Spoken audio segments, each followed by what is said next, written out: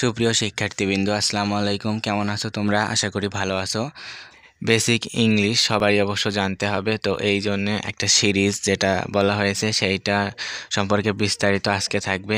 তো তুমি ন্যাশনাল ইউনিভার্সিটিতে পড়ো বা ডিগ্রিতে পড়ো না, যেখানেই পড়ো না কেন, বা প্রাইভেট প্রোগ্রামে পড়ো, তারপরেও তোমার অবশ্য বেসিক রুলস বা এই বেসিক গ্রামেটিক্যালগুলো জানতে হবে। তো এইখানে জাস্ট হচ্ছে প্রথমে আমি লিখে রাখছি লার্নিং অফ ইংলিশ।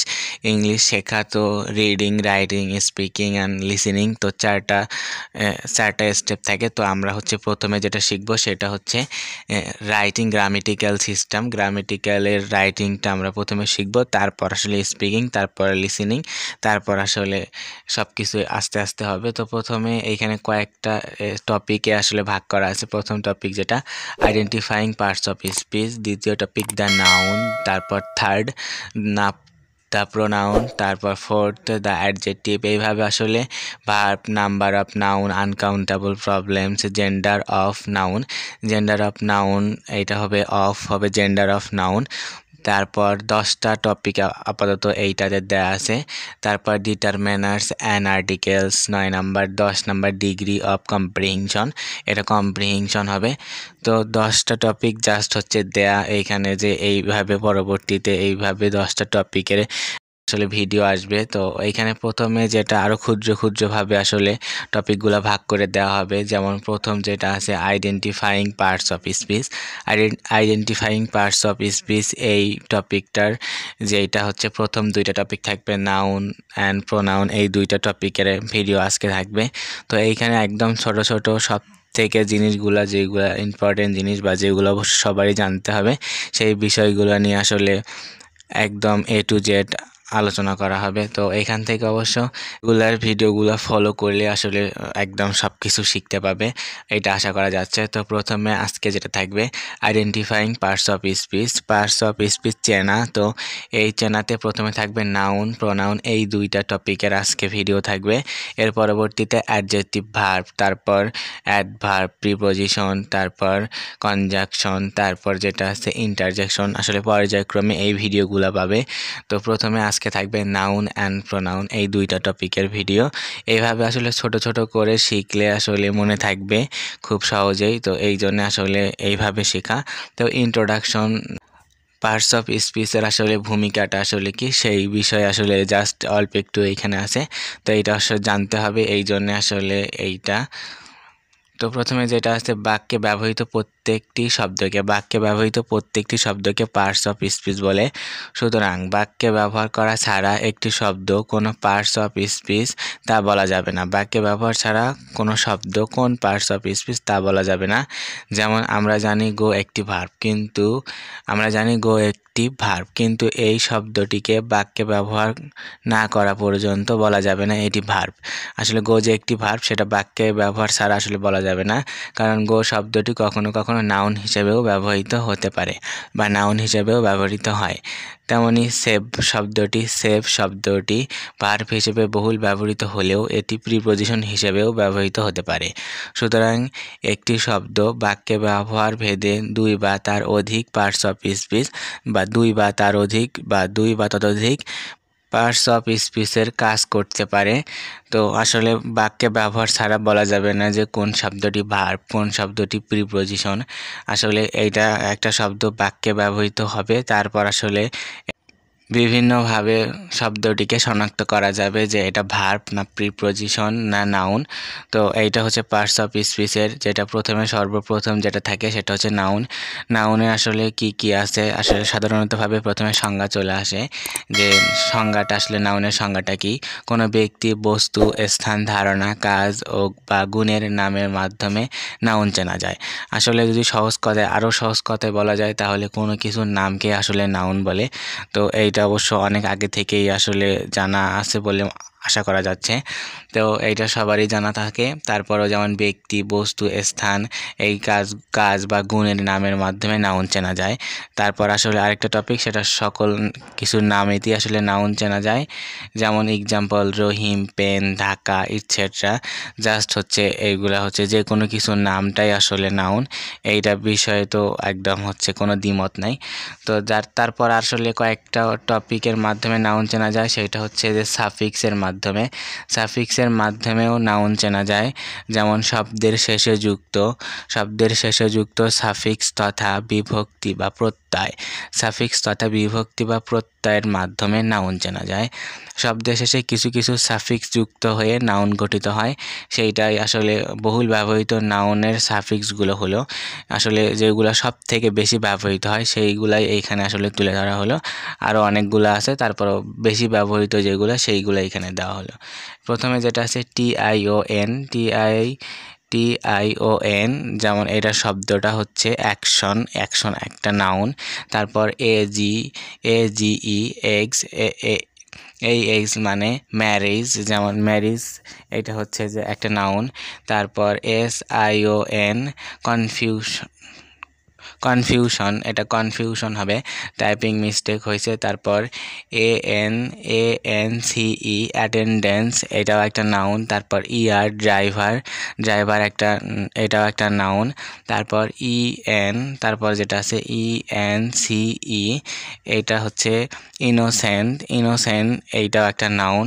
তারপর DOM ফ্রিডম মানে মুক্তিযোদ্ধা, এইটাও একটা নাউন, মুক্তিযোদ্ধা একটা নাম, এটাও একটা নাউন। তারপর MENT ম্যানেজমেন্ট। তারপর OR অ্যাক্টর মানে অভিনেতা, NESS কাইন্ডনেস, তো এইটাও একটা নাউন। এইভাবে আসলে অনেক কিছুই আছে, অনেকগুলা সাফিক্সই আছে। তার মধ্যে এগুলো সব থেকে বেশি কম্পিটিটিভ এক্সাম, তারপর ভার্সিটি বলো, যে কোনো কম্পিটিটিভ এক্সাম বা BCS বলো, সেইগুলাতে এই প্রশ্নগুলো বেশিবার আসছে দেখে এইখানে হচ্ছে জাস্ট দেয়া এইগুলা। তারপর ফাংশনের মাধ্যমেও কিন্তু নাউন চেনা যায়। ফাংশনের মাধ্যমে আসলে নাউন চেনা যায়, সেই বিষয়ে আসলে কিভাবে নাউন চেনা যায় সেই বিষয়ে বিস্তারিত আছে। যেমন কিছু কিছু বিষয় আছে যারা এর কাজ করে থাকে, কিছু বিষয় আছে যারা ফাংশনের কাজ করে থাকে বা নাউনের কাজ করে থাকে। যেমন subject reading makes a full man, এখানে রিডিংটা কিন্তু সাবজেক্ট প্লাস এটা নাউন, যেটা কালারিং করা আসলে এটা কিন্তু নাউন, সাবজেক্ট প্লাস এটা নাউন। এটা হচ্ছে ফাংশনের মাধ্যমে আসলে কিন্তু এই নাউনটা চেনা যাবে। তারপর অবজেক্ট নাউন আসলে কি, উই এনজয় ওয়াচিং টিভিটা এখানে নাউন। এখানে যেহেতু বাক্যে এটা অবজেক্ট হিসেবে কাজ করেছে, এই জন্য এটি কিন্তু নাউন। তারপর object of preposition he goes to school, এই বাক্যে স্কুল অবজেক্ট অফ প্রিপোজিশন হিসেবে নাউন, অবজেক্ট অফ প্রিপোজিশন হিসেবে কিন্তু নাউন এই বাক্যে এইটা। তারপর যেটা আছে যে সাবজেক্ট কমপ্লিমেন্ট হিসেবে নাউন আসলে ব্যবহৃত হতে পারে। হি ইজ এ স্টুডেন্ট এখানে সাবজেক্ট কমপ্লিমেন্ট হিসেবে নাউন, যেটা ফাংশনের মাধ্যমে আসলে চেনা যাচ্ছে। তারপর যেটা অবজেক্ট কমপ্লিমেন্টের মাধ্যমে উই মেড হিম ক্যাপ্টেন, এইটা হচ্ছে যে অবজেক্ট কমপ্লিমেন্টের এখানে ক্যাপ্টেনটা হচ্ছে নাউন। তারপর appositive A mister Rana the principal of our college is an honest man, এখানে প্রিন্সিপালটা নাউন, তার গুণ আসলে এটা হচ্ছে এটা ফাংশনের মাধ্যমে আসলে চেনা যায়। এখানে বিশেষ দ্রষ্টব্য বা এখানে NB দিয়ে একটা কথা বলা আছে যে the principal of our college, বাক্যটি মূলত একটি নাউন ফ্রেজ। তারপর জেরান্ডের মাধ্যমেও আসলে নাউন চেনা যায়। জেরান্ডের মাধ্যমে আসলে কিভাবে নাউন চেনা যায় সেটা দেখো। জেরান্ড যেহেতু একই সাথে নাউন ও ভার্ব এর কাজ করে, তাই একে নাউন হিসেবে গণ্য করা হয়। জেরান্ড একই সাথে নাউন এবং ভার্বের কাজ করে। যেমন example, please stop writing verb plus হচ্ছে জেরান্ড যেহেতু ING যুক্ত আছে এই জন্য এটা জেরান্ড। এখানে কিন্তু ভার্বের, এই বাক্যে ভার্বের কাজ প্লাস নাউনের কাজ, দুই কাজটাই এইটা করেছে এই ওয়ার্ডটা। তো রুলসে যেটা ছিল সেটা হচ্ছে যে নাউন ও ভার্বের কাজ করে, তাই একে নাউন বলা হয়। এই বাক্যে রাইটিং ইজ নাউন।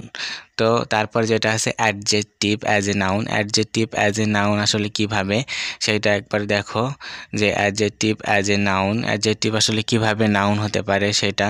আর এখন তো যেটা জেরান আসলে কিভাবে নাউন হলো সেইটা হচ্ছে জেরানের সাথে আইএনজি যুক্ত আছে, সেটা সবাই জানে। তারপরে এইটা ভার্বের কাজ করে, একই সাথে ভার্ব এবং নাউনের কাজ করে, তাই একে নাউন বলা হয়। তারপর অ্যাডজেক্টিভের আগে যখন দা বসে, অ্যাডজেক্টিভের আগে যখন দা বসে তখন তা দ্বারা ওই জাতীয় সকলকে, তখন তা দ্বারা ওই জাতীয় সকলকে বোঝায়, এবং তা এর স্থলে এবং অ্যাডজেক্টিভের স্থলে আসলে তাকে নাউন হিসেবে গণ্য করা হয়, যেমন এখানে এক্সাম্পল দেয়া আছে, the rich. Example, the rich are not always happy. ধনীরা কখনোই সুখী নয়। তো এখানে দ্য রিচ, দার পরে রিচ বসেছে, এইটা আসলে অ্যাডজেক্টিভ। তো অ্যাডজেক্টিভ বসার কারণে এইটা কিন্তু ওই জাতীয় সকলকেই বোঝায়, যে সকল ধনীদের এখানে দ্য রিচ দিয়ে বোঝানো হয়েছে। তো এইখানে এই জন্য এইটা হচ্ছে যে নাউন, দ্য রিচ, এটা হচ্ছে নাউন। তারপর ডিটারমিনার্সের পরে সাধারণত নাউন বসে। আসলে ডিটারমিনার্সগুলো কি, এইটা পরবর্তী ভিডিও যেটা আছে এইটাতে জানতে পাবে। সাম একটা determiners, some boys are coming here, এখানে সাম হচ্ছে ডিটারমিনার্সের পরে সাধারণত নাউন বসে। তারপর যেটা আছে প্রোনাউন আসলে কাকে বলে? প্রথমেই সংজ্ঞা যেটা আসে, নাউনের পরিবর্তে যে শব্দ ব্যবহার হয় তাকে প্রোনাউন বলে। আসলে প্রোনাউন কয় প্রকার সব ডিটেলস থাকবে পরবর্তী ভিডিওতে একদম টপিক অনুযায়ী। তো এখানে জাস্ট কয়েক প্রকারের আসলে উদাহরণ সহ দেওয়া হলো। তো জাস্ট এক্সাম্পল এখানে আছে, যে প্রথম 1 নাম্বার যেটা পার্সোনাল প্রোনাউনগুলো আসলে কি সেইটা এখানে দেওয়া আছে। I, we, he, she, they, you. এইগুলা পার্সোনাল প্রোনাউন। তারপর 2 নাম্বারে যেটা আছে, 2 নাম্বারে পজেসিভ প্রোনাউন, যেটা mine, yours, ours, his, hers, theirs. তারপর 3 number reflexive pronoun, myself, yourself, ourself, himself. তারপর 4 number demonstrative pronoun, this, that, those, this, it. তারপর যেটা আছে ইনডিফিনিট প্রোনাউনে any, one, some, nobody, anybody, many, everyone, all, এইগুলা হচ্ছে indefinite pronoun. তারপর relative pronoun who, whom, whose, which, that. তারপর interrogative pronoun who, whose, whom, which, what. Distributive pronoun each, either, neither. তারপর reciprocal প্রোনাউনে each, other, one other, each, other, another, one another. তারপর example একটা এখানে আছে, identify the correct parts of speech of the word underlined in the sentence. Which is your book, which যেহেতু উপরে একটা এক্সাম্পলে আসলে আসেই যে রিলেটিভ প্রোনাউন। তারপর এবং ইন্ট্রোগেটিভ প্রোনাউন দুইটাতে অবশ্য হুইচ ছিল। তো হুইচটা আসলে প্রোনাউন, সেইটা এখানে দেওয়া আছে। তো বিভিন্ন পরীক্ষাতে আসলে এই প্রশ্নগুলা আসে, এইভাবে হয়। তো এইটা জানার জন্যে আসলে একদম ডিটেলস জানবো শর্ট করে। তো যদি তোমাদের ভালো লাগে তো অবশ্যই লাইক, কমেন্ট, সাবস্ক্রাইব করে পাশে থাকা বেল আইকনটি ক্লিক করবে। এই সিরিজের সম্পূর্ণ ভিডিও পেতে সাথেই থাকো, এবং এর পরবর্তী যে ভিডিও পাবে সেটা অ্যাডজেক্টিভ এবং ভার্বের। তো আজকে এ পর্যন্তই, সাথে থাকার জন্য ধন্যবাদ।